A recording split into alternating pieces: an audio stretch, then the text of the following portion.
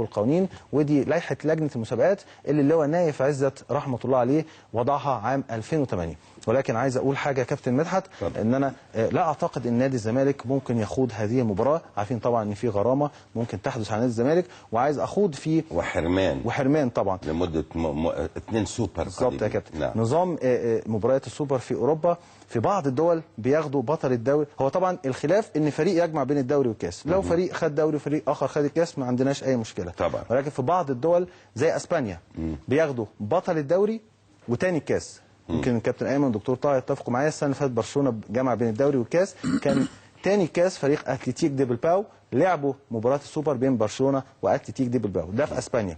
في المانيا لو فريق واحد بيجمع بين الدوري والكاس بياخدوا تاني الدوري. في ايطاليا نفس الشيء. تاني الدوري مع مين؟ مع بطل الدوري. مع بطل الدوري.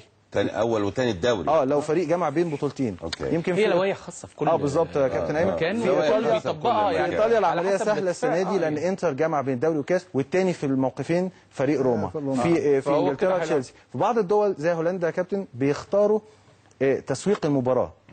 يعني ممكن فريق يجمع بين البطولتين فيلاقوا ان تاني كاس هنا مستواه ضعيف، فيختاروا تاني الدوري على اساس المباراه تسوق. هو تسويقيا هيبقى الاهلي والزمالك اكيد، لكن انا اعتقد نادي الزمالك مش هياخد مباراه. انا ما اتكلمتش يا كابتن مع حد، ولكن لاعتبارات ثلاثه. ليه ثلاثه عندي؟ اولا هتضرب فتره الاعداد بالنسبه لنادي الزمالك. ثانيا النادي الاهلي هيكون قبل الموسم باسبوع. انا فاهم هي 23/7. النادي الاهلي هيكون خاض مباراه في بطوله افريقيا وهيكون اكثر جاهزيه. ثالثا الموسم القادم بيعتبر مرور 100 سنه على انشاء نادي الزمالك، فالموسم هام بالنسبه لنادي الزمالك، فممكن الخساره طبعا وارده، لان حتى لو خسرت مباراه بضربات جزاء هتعمل احباط لبعض اللاعبين، فعشان كده دي الاسباب اللي عندي. يعني دي اكيد من وجهه نظرك من وجهه نظري، لكن خلينا